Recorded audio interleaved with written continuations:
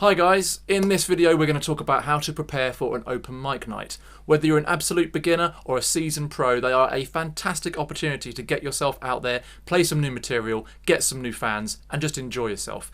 Over the years I've had the opportunity to play many different open mic nights, as well as running quite a few. You can take something different from each different one. So here's a few tips and tricks that I've picked up over the years that have really helped me. Hope they resonate with you too.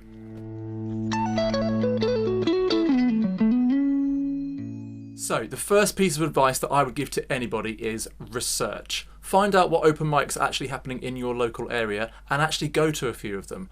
If you go and attend as an audience member, you're going to find out the vibe, the standard of the musicians, how many songs people are playing, all these really interesting things that can make or break an open mic opportunity for yourself. It's really important to know that not all open mic nights are created equal.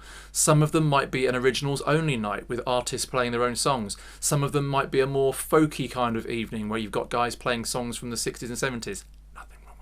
And some might be the sort of thing where you've got up-and-coming musicians doing more singing to backing tracks, for example, and lots of different genres happening. So it's really important for you to find out what makes you most comfortable. So go to a few, try a few, see what vibe you're picking up on to see, actually, this is the sort of thing I want to perform at. This thing feels comfortable. When you do feel that you found your place, introduce yourself to the person that runs the open mic. Hi, my name's such and such. I would really like to play the open mic that you run. What do I need to do that? Normally they're very accommodating people, so long as you get your timings right. You don't want to be introducing yourself right in the middle of a switch over between two bands. Not good timing. Maybe wait till a break in the evening or end of the night and just say hi. Musicians are mostly very approachable people, but we've all got a stress threshold that I think we need to be aware of. When you're having that conversation, feel free to ask a couple of questions that are going to settle a few things in your mind. How often does the open mic happen? How many songs am I allowed to play? Is there a particular style that's preferred? Who's the person who's actually going to sort out my sound for the evening? It might be the person you're talking to. Many open mics are run by one person who doubles up as the compere and sort of the tech support, but I've seen some where they're run by two different people, one doing the comparing, one doing the sound tech. So it's worth kind of finding out, even if you don't know what you're talking about, just have an idea of who's going to plug your guitar in, or who's going to plug your keyboard in, or who's going to plug your microphone in, and get to know them. The next thing I want to talk about is being prepared. And I think about this in two different ways. One of which is obviously the songs you're playing, and the next is the equipment or the gear you're taking to that show. So first of all, the songs. How well do you really know them? If it's an open mic night with 3 songs, how well do you know all 3? Are there songs in there that are weaker than the others? What do you need to do between that initial conversation and your first performance to make those songs as good as you can be? It doesn't matter if you're playing Bar Bar Black Sheep. You need to make sure you're not going to forget the words on the night. If this is one of your first performances, believe me, that adrenaline will be pumping pretty hard, so you want to be really confident that you know what it is you're doing. It would be really worthwhile to practice, if you say have 3 songs, practice those songs one after the other. Think about how long you're going to give the audience to clap in between songs. For example, just try and run it as a mini dress rehearsal, if that makes any sense.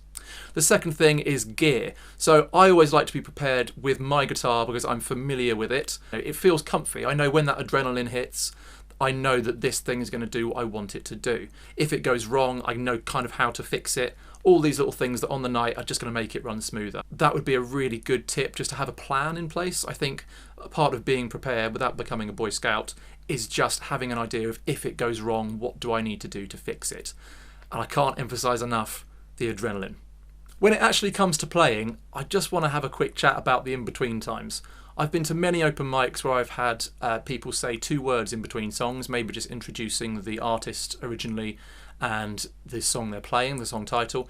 And I've also been to some where people think they are, at the Albert Hall and they need to give a 5-minute soliloquy about why they wrote this song in a particular way, or a story that's linked to this particular song, who knows the person who walked the dog of the cousin who wrote the song originally.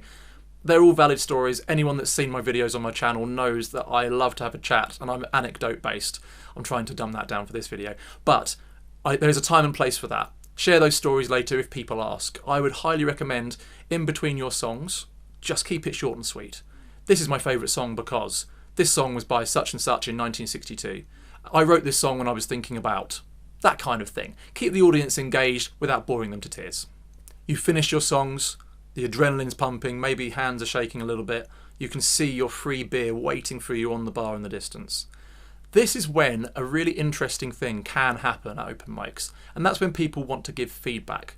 Now, by and large, the majority of open mic nights are there for musicians, local live music, fans of local live music. So it's mostly positive stuff. I would say any feedback, listen to it respectfully, but choose what you take home. Anything confidence building, take hold of it, grab hold of it. You've done a fantastic thing and you should be really proud of yourself for getting in front of people and performing. It's a huge deal. It doesn't matter if you've done 2 gigs or 2,000 gigs or 20,000 gigs, it still matters to the person performing it. That's why we do it, right? We care. Any comment that comes at that time has the potential to really build us up or to really flatten us. We're putting ourselves in a vulnerable place by performing anyway. So we need to be really careful about how we're thinking about those comments, how we're processing those comments, and what we take with us after we've performed. So just be wary. I've had a few open mic nights where I've had people saying, oh, dodgy few notes, or all those lyrics weren't quite the right ones, were they? Just, they can all park it. They can do one. Just be safe in the knowledge that you've tried your very best. It is a stressful environment, and actually, what a positive thing you've done to be able to perform something really passionate to you in front of strangers. Ignore the naysayers, take home the positive vibes. The last point I want to make is something that seems to get forgotten quite a lot. Have fun. We are there to have fun. It's why we do it, right? It's playing music. We're playing. It's all nonsense. We're just having fun with it all. I think if you can go into it thinking that yes, it's very important to you, you're trying something new, something challenging, whether that's your first time doing an open mic or it's new material you're trying out for the first time in front of strangers, that's all valid. It has a place. It's important. But enjoy it. Have fun with it. The on the stage time, I can picture it right now. Spotlight, silent room. It's intimidating as hell. It really is. But the buzz after it is like nothing else. And only musicians really understand that, I think. Or actually, in that point, any person in the creative arts, let's be nice and broad about this. It's really worth it. And I hope that when you do put yourself in that position, when you do come off that stage, you get that buzz and you're able to share in that buzz. And it's somewhat a rite of passage for musicians to be able to not only learn their craft, which is normally quite an insular thing, but to share their craft with people, audience members or fellow musicians. So try where you can just to enjoy it. Enjoy that buzz that you're getting from achieving something that once was so personal that you've now put in the public domain. It's a brave thing to do, it's a valuable thing to do, and long may it continue. The only other piece of advice I would give is if you've done it once and it didn't go right, go again. Fight through that barrier. I promise you it's worth it. I understand, and most musicians will, how intimidating these things can be. It is totally worth the payoff.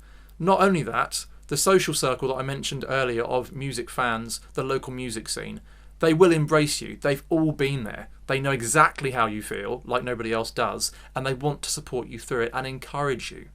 So, good luck, whether this is your first or 50th open mic. Hopefully some of the things I've spoken about have resonated with you. If not, or you'd like some more information, please do leave a comment on the video. Let me know what you think.